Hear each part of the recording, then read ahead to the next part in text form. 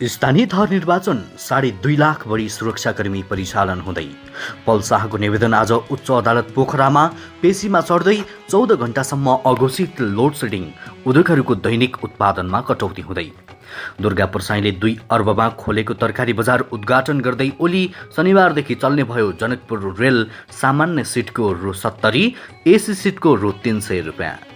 ज्ञानेन्द्र साई राप्रपाको कार्य सम्पादन समिति सदस्यमा मनोनित देशभरका पालिका अध्यक्षलाई ओलीले सम्बोधन गर्ने।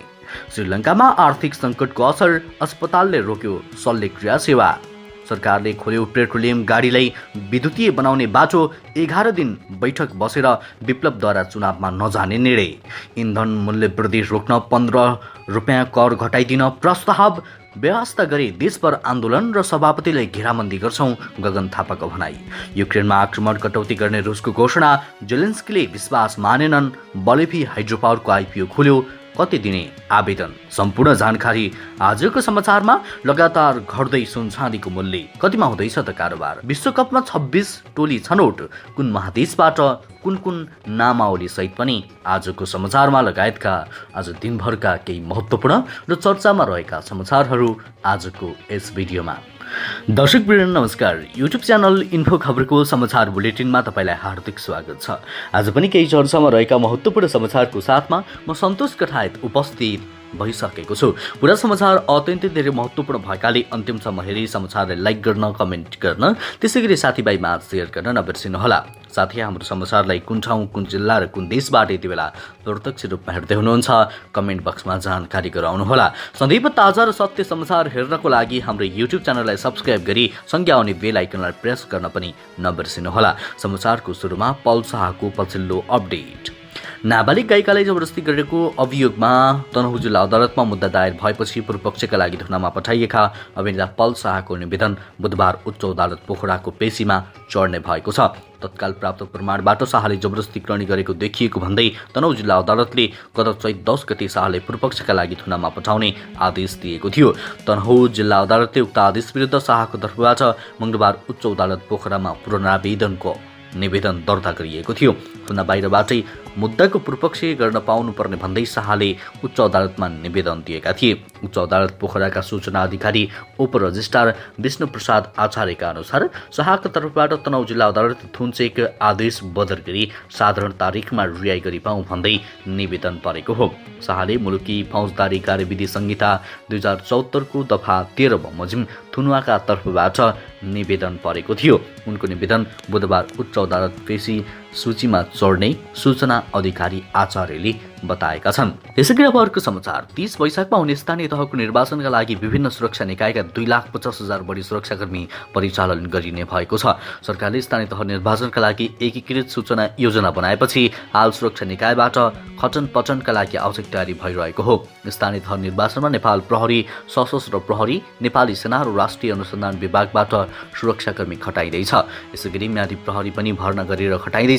प्रहरी प्रधान कार्यालय नक्सालका अनुसार नेपाल प्रहरीबाट 62,000 बढी प्रहरी खटाइँदैछ। त्यस्तै म्यादी प्रहरी 1 लाख खट्नेछन्। सशस्त्र प्रहरीबाट 32,000, सेनाबाट 70,000 सुरक्षाकर्मी खटन पटनको तयारी भइरहेको छ। आयोगले देशभर 10,756 मतदान स्थल र 21,955 मतदान केन्द्र कायम गरेको जनाएको छ। त्यसैगरी अब लोड सेडिङ सम्बन्धी जानकारी। अन्तर्राष्ट्रिय परिस्थितिलाई कारण देखाउँदै नेपाल विद्युत प्राधिकरणले पछिल्लो समय औद्योगिक क्षेत्रमा लोड सेडिङको समय बढाउँदै लगेको छ। अघोषित लोड सेडिङका कारण हेटौडा औद्योगिक क्षेत्रमा सञ्चालन भएका उद्योगहरूको उत्पादन प्रभावित भएको छ। विद्युत प्राधिकरणले लोड सेडिङको समय बढाएसँगै उद्योगहरूको दैनिक उत्पादनमा कटौती भएको हेटौडा उद्योग क्षेत्र व्यवस्थापन कार्यालयले जनाएको छ।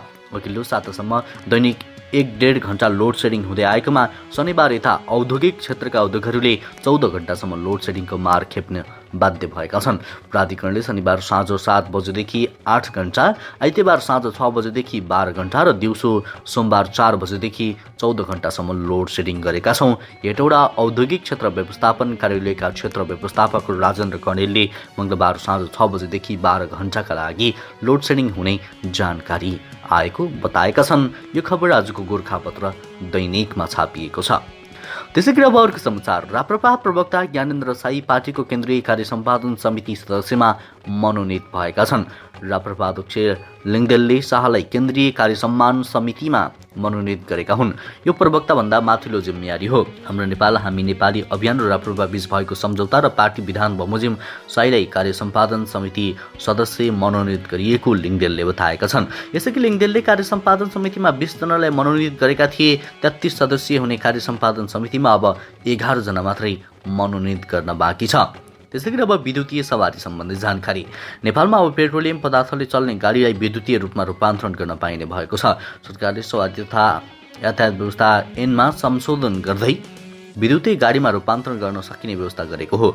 सरकारहरूले पुराना गाडीलाई विद्युतीय रूपान्तरण गर्ने कानुनी व्यवस्था गर्न माग गर्दै आइराखेको बेला सरकारले सबै गाडीलाई वातावरण मैत्री हुने गरी फेरबदल गर्न स्वीकृति दिएको छ। हाल नेपालमा सवारी साधनको अवस्था हेरेर भन्दा पनि 20 वर्ष पुराना सबै सार्वजनिक यातायातका साधन चलाउन नपाउने व्यवस्था छ। यसलाई सरकारले प्रदूषण तथा सुरक्षाको कारण भन्दै आएको छ। व्यवसायीहरूले 20 वर्ष पुराना गाडीको इन्जिनको ठाउँमा विद्युतीय मोटर र ब्याट्री राख्दा कम्तीमा 10 वर्ष चलाउन सकिने भन्दै आएका थिए। काठमाडौँमा चल्ने माइक्रोले आफूहरूलाई विद्युतीय रूपमा रूपान्तरण गर्न दिए देशको अरबौं रुपियाँ जोगिन सक्ने भन्दै सरकारसँग विद्युतीय रूपमा रूपान्तरण गर्न पहिलेदेखि नै माग गरिरहेका छन्। नेपाल सरकारको विशेष अधिकार प्रयोग गर्दै 3 वर्षसम्मको लागि विद्युतीय रूपमा रूपान्तरण गर्न छोड दिएको छ। त्यसैगरी अब गगन थापाको प्रसङ्ग। नेपाली काङ्ग्रेसका महामन्त्री गगन कुमार थापाले काङ्ग्रेसको 14औं महाधिवेशनमा प्राप्त 40% मतलाई सभापतिले व्यवस्था गरेकाले आन्दोलनमा जानु परेको बताएका छन्। चैत 14 गते आयोजित खबरदारी सभाको समीक्षा गर्न महामन्त्री गगन थापाको सचिवालय ज्ञानेश्वरमा भएको छलफलमा महामन्त्री थापाले सो कुरा बताएका हुन्। उनले संसदीय समिति गठन गर्दा शेखर कोइराला समूहका वरिष्ठ नेताहरूलाई नसमेटिए देशभर आन्दोलन गर्ने र पार्टी सभापतिलाई घेराबन्दी गर्न समेत चेतावनी दिए। उनले भने संसदीय समिति गठन गर्दा शेखर कोइराला र समूहका वरिष्ठ नेताहरूलाई नसमेट्ने हो भने पार्टी नेतृत्व विरुद्ध देशैभर आन्दोलन गर्छौं, पार्टी सभापतिलाई घेराबन्दी गर्छौं। त्यस्तै थापाले काङ्ग्रेसको भातृ संस्था लगायत आगामी 3 तहको निर्वाचन शेखर कोइराला समूहलाई समान अवसर र न्यायोचित व्यवस्थापन नभए विद्रोह हुन सक्ने पनि चेतावनी दिएका छन्। त्यसैगरी अब रेल भाडा सम्बन्धी जानकारी। निर्माण सम्पन्न भएको लामो समयसम्म पनि सञ्चालनमा आउन नसकेको जनकपुर जयनगर रेलमार्गको यही चैत 19 गति शनिबार उद्घाटन हुने भएको छ। प्रधानमन्त्री शेरबहादुर देउवा र उहाँका भारतीय समकक्षी नरेन्द्र मोदीले संयुक्त रूपमा सो रेलमार्गको उद्घाटन गर्ने कार्यक्रम तय भएको भौतिक पूर्वाधार तथा यातायात मन्त्रालयले जनाएको छ। दुवै देशका प्रधानमन्त्रीले नयाँ दिल्लीबाट संयुक्त रूपमा श्रव्य दृश्यका माध्यमबाट रेल सेवाको उद्घाटन गर्न लाग्नु भएको हो मन्त्रालयले जनाएको विज्ञप्तिमा उल्लेख गरिएको छ। जनकपुरमा आयोजना हुने कार्यक्रममा भने भौतिक पूर्वाधार तथा यातायात सम्बन्धी रणकुमारी दाहालको प्रमुख आतिथ्यतामा रहने रेल विभागका महानिर्देशक दीप कुमार भट्टराईले जानकारी दिनुभयो। समय अनुकूल एसी सिटमा यात्रा गर्नेलाई 300 बराबरको भाडा लाग्ने गरी 2 प्रकारको भाडा तय भएको छ। त्यस्तै रेल दुर्घटना परि कोही कसैको ज्यान गएको खण्डमा रु 7 लाखसम्म क्षतिपूर्ति दिने व्यवस्था समेत रेलवे अध्यादेशमा गरिएको छ। त्यसैगरी अब अर्को प्रसङ्ग। नेपाल आयल निगमले पेट्रोलियम पदार्थमा लाग्दै आएको कर र शुल्क सम्बन्धी समग्रमा प्रति लिटर 15 रुपियाँ घटाउने प्रस्ताव गरेको छ। मानसिक नोक्सानी करिब 10 अर्ब रुपियाँ भएको जनाउँदै निगमले एलपी ग्यासमा समेत प्रति सिलिन्डर 200 रुपियाँमा शुल्क मिना गर्न प्रस्ताव गरेको छ। पेट्रोलियम पदार्थमा लिँदै आएको भन्सार शुल्क, मुह कर, पूर्वाधार शुल्क लगायतका केही समय घटाउनुपर्छ। निगमले मंगलबार उद्योग वाणिज्य तथा आपूर्ति मन्त्रालयलाई पठाएको 10 बुँदी प्रस्तावमा भनिएको छ। शुल्क घटेपछि बाँकी घाटा मूल्य समायोजनबाट मिलान गर्नुपर्छ। युक्रेनमाथि रुसको आक्रमणका कारण अन्तर्राष्ट्रिय बजारमा इन्धनको मूल्य आकाशिएको छ। लगातार मूल्य बढ्दा चालु आर्थिक वर्षको फागुनसम्म निगमको घाटा 28 अर्ब पुगिसकेको छ। इन्धनको मूल्यमा भइरहेको अचाक्ली वृद्धिले उपभोक्ताको मूल्य पनि अहिलेसम्मकै उच्च भएको छ। त्यसैगरी तरकारी बजार सम्बन्धी जानकारी। भक्तपुरको सूर्यविनायक 2 अर्ब रुपियाँको लगानीमा कृषि तथा सहकारी बजार सञ्चालनमा आएको छ। झन्डै 50 रोपनी क्षेत्रफलमा फैलिएको उक्त बजार अहिलेसम्मकै ठूलो भएको दाबी गरिएको छ। व्यवसायी दुर्गा प्रसाईले सूर्यविनायक हरित तथा कृषि थोक तरकारी बजार सञ्चालन गरेका हुन्। सूर्यविनायक र जगाती बीचको अरण्यको राजमार्गमा जोडिएको सूर्यविनायक नगरपालिका 8 मा तरकारी बजार सञ्चालनमा ल्याइएको हो। बजारमा 2200 कक्ष रहेका छन्। 4400 जनालाई रोजगारी दिने तथा स्थानीय किसानको तरकारी उचित मूल्यमा खरिद गरी उपभोक्तालाई सुपथ मूल्यमा जानकारी गराउन पर्ने बताइएको छ। विभिन्न उद्देश्यले स्थापना गरिएको सञ्चालक साईले बताएका छन्, किसानलाई उचित मूल्य दिन र बिचौलियाले 50% नाफा खाने अवस्थाको अन्त्य गर्न तरकारी बजार सञ्चालन समितिले जनाएको छ।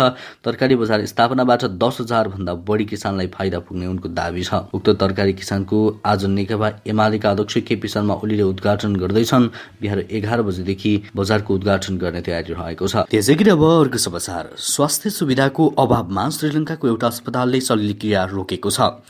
स्वास्थ्य सुविधा अभाव भएपछि क्यान्डीको पराडेनिया अस्पतालमा शल्यक्रिया रोकिएको हो। अस्पतालले एक परिपत्र जारी गर्दै शल्यक्रिया रोक्नुको कारण उल्लेख गरेको छ। हाम्रो अस्पतालमा एनेस्थेसिया र शल्यक्रियाका लागि प्रयोग हुने धेरै औषधि र उपभोग्य वस्तुको अभाव छ। भर्ना भएका बिरामीको शल्यक्रिया लगायतका सबै नियमित शल्यक्रियाहरू स्थगित गर्ने निर्णय भएको छ। सोमबार अस्पतालले जारी गरेको परिपत्रमा भनिएको छ, अस्पतालका निर्देशकले औषधिको अभाव देखाउँदै सबै नियमित शल्यक्रियाहरू अस्थायी रूपमा रोकेको बताएका छन्। अस्पतालमा स्वास्थ्य सुविधाको अभावपछि भारतीय विदेश मन्त्री एस जयशंकरले मंगलबार श्रीलङ्का स्थित भारतीय कमिसनरलाई सो अस्पताललाई सहयोग गर्न अनुरोध गरेका थिए। त्यसैगरी अब आइपिओ सम्बन्धी अपडेट। बलेपी हाइड्रोपावर लिमिटेडले बुधबार चैत 16 गतेदेखि सर्वसाधारणका लागि 18,27,000 किता आइपिओ बिक्री खुला गरेको छ। कम्पनीले कुल 18,27,970 किता आइपिओ मध्ये 4% अर्थात् 73,119 किता कम्पनी कर्मचारीका लागि, 5% अर्थात् 91,398 किता सामूहिक लगानी कोषहरूको लागि छुट्याएर बाँकी रहेको 16,63,453 किता आइपिओ सर्वसाधारणमा जारी रहेको छ। इच्छुक लगानीकर्ताहरूले न्यूनतम 10 कितादेखि अधिकतम 1 लाख किताको आवेदन दिन सक्नेछन्। आवेदन भने चैत 16 गतेदेखि चैत 21 गतेसम्म दिन सकिनेछ। आइपिओ निष्कासन तथा बिक्री प्रबन्धकमा ग्लोबल आइएमए क्यापिटल्स रहेको छ। त्यसैगरी अब अर्को समाचार, नेत्रविक्रम चन्द विप्लव नेतृत्वको नेपाल कम्युनिस्ट पार्टीले चुनावमा भाग नलिने निर्णयमा पुगेको छ। 11 दिनसम्म कपिलवस्तुमा बसेको बैठकले चुनावमा नजाने निर्णय गरेको हो। विप्लव नेतृत्वको नेकपाको आधिकारिक अनलाइन इरातो खबरले सम्पादकीय लेखेर चुनावमा नजाने निर्णय गरेको उल्लेख छ। उक्त दलले चुनावबाट संसदीय व्यवस्थालाई जनताको व्यवस्था वैज्ञानिक समाजवादमा परिवर्तन गर्न सम्भव नरहेको निष्कर्ष समेत निकालेको छ। विप्लवले चुनाव उपयोगमा नजाने निष्कर्ष समेत निकालेको छ। उनले एमसिसी समेत घोर विरोध गरेका छन्। त्यसैगरी अब उडान प्रभावित भएको प्रसङ्ग, त्रिभुवन अन्तर्राष्ट्रिय विमानस्थलबाट हुने उडान र अवतरण हुन सकेको छैन। भिजिबिलिटी कम हुँदा उडान र अवतरण हुन नसकेको हो। काठमाडौँ उपत्यकाको आकाशमा थेग्रिएको धुवाँ र धुलोका कारण भिजिबिलिटी कम हुँदा आन्तरिक र अन्तर्राष्ट्रिय उडान प्रभावित बनेको छ। हिजो बिहान विमानस्थलको भिजिबिलिटी 2000 मिटर पुगेको थियो। यसअघि मंगलबार बिहान पनि उडान र अवतरण प्रभावित बनेको थियो। मौसममा सुधार हुने बित्तिकै उडान र अवतरण नियमित हुने विमानस्थल कार्यालयले जनाएको छ। त्यसैगरी अर्को समाचार, विश्वकप फुटबल 2022 को छनौट खेलमा लगभग सकिएको छ। 32 टोलीमध्ये 36 टोली विश्वकपमा छनौट भएका छन्। अब युरोपमा एक अन्तर्महादेशीय प्ले अफतर्फ एसिया पेसिफिकको प्रतिस्पर्धा, दक्षिण अमेरिकाबाट प्ले अफ खेल्ने टोलीको टुङ्गो लाग्दैछ। उक्त अमेरिकाबाट 2 टोली टुङ्गो लाग्न बाँकी छ। त्यसैगरी विश्वकप फुटबल 2022 को छनौट खेलमा एसियाबाट कतार, इरान, दक्षिण कोरिया, जापान र साउदी अरेबिया, अस्ट्रेलिया र युएले प्ले अफ खेल्नेछन्। विजेताले दक्षिण अमेरिकाबाट 5औं हुने टोलीसँग प्ले अफबाट टुङ्गो लाग्ने। त्यसैगरी युरोपबाट Germany, Denmark, France, Belgium, Croatia, Spain, Serbia, England, Switzerland, Netherlands, Portugal, Poland बाँकी एक प्ले अफ टुङ्गोबाट लाग्न बाँकी। त्यसैगरी दक्षिण अमेरिकाबाट ब्राजिल, अर्जेन्टिना, इक्वेडर, रोगे, छुपेरुले प्ले अफ खेलेपछि टुङ्गो लाग्ने। त्यसैगरी उत्तर अमेरिकाबाट क्यानाडा छनौट भएको छ। अमेरिका र मेक्सिको पनि छनौट हुने निश्चित प्राय छ। बाँकी एक टोलीले प्ले अफ म्याच खेल्नेछन्। अफ्रिकाबाट भने क्यामरुन, घाना, सेनेगल, ट्युनिसिया र मोरक्को रहेका छन्। त्यसैगरी अब सुन चाँदी सम्बन्धी जानकारी। बुधबार सुन चाँदीको मूल्य घटेको छ। आज सुन प्रति तोला 98,800 रुपियाँमा कारोबार भइरहेको छ। त्यस्तै चाँदी प्रति तोला 1,360 रुपियाँमा कारोबार भइरहेको छ। सुन चाँदी व्यवसायी महासङ्घका अनुसार अघिल्लो दिनको तुलनामा बुधबार सुन प्रति तोला 400 र चाँदी रुपियाँले घटेको हो। मङ्गलबार सुन प्रति तोला 49,200 रुपियाँमा कारोबार भएको थियो। त्यस्तै चाँदी प्रति तोला 1,370 रुपियाँमा कारोबार भएको थियो। अझ अन्तर्राष्ट्रिय बजारमा भने सुनको मूल्य बढेर प्रति औँस 1924 अमेरिकी डलरमा कारोबार भइरहेको छ। हवस् त दर्शकवृन्द, यो समाचार सँगसँगै अहिलेलाई केही चर्चामा रहेका महत्त्वपूर्ण समाचारको सिलसिला यति नै। हरेक दिन बिहानै ताजा र सत्य समाचारको लागि हामीलाई सब्स्क्राइब गर्नुहोला। नमस्कार।